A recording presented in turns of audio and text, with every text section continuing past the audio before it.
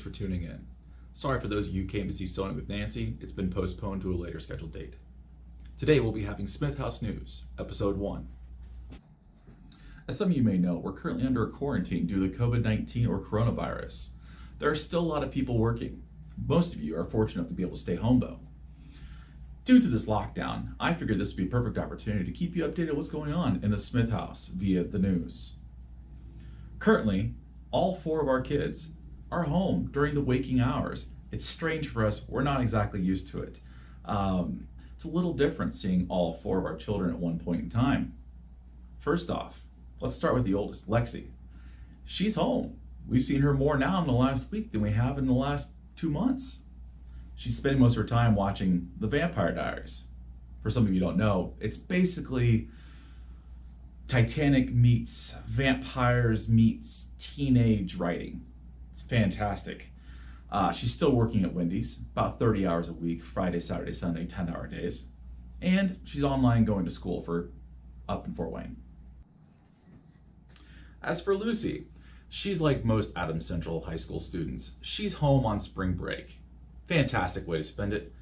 Usually sleeps to about 10 o'clock, wakes up for a couple hours to get herself some fresh ramen, goes back to bed for a couple more hours, comes back upstairs, says hello for a little bit, and then disappears back into her cave.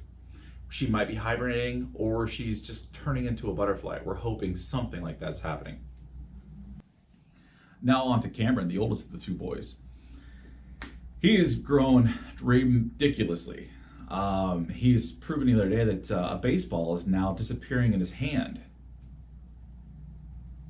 Hopefully he finds a future in something that can make baseballs disappear. Otherwise, he's been hanging out in the basement playing Rainbow Six or hitting that teenage years where he's sleeping quite a bit. Now for the youngest of the household, Jared. He found out the other day that he kind of looks like a character of a show that we've been watching a lot of lately, Gravity Falls.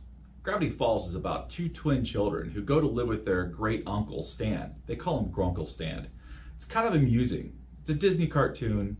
We enjoy it. But the character's name is Digger. Kind of looks a little bit like him. Other than that, he's playing a lot of NBA 2K20. Got his character up to 91. That's a big deal, I guess. Now on to Katie. She's still working. Meyer's been pretty busy, as some of you know.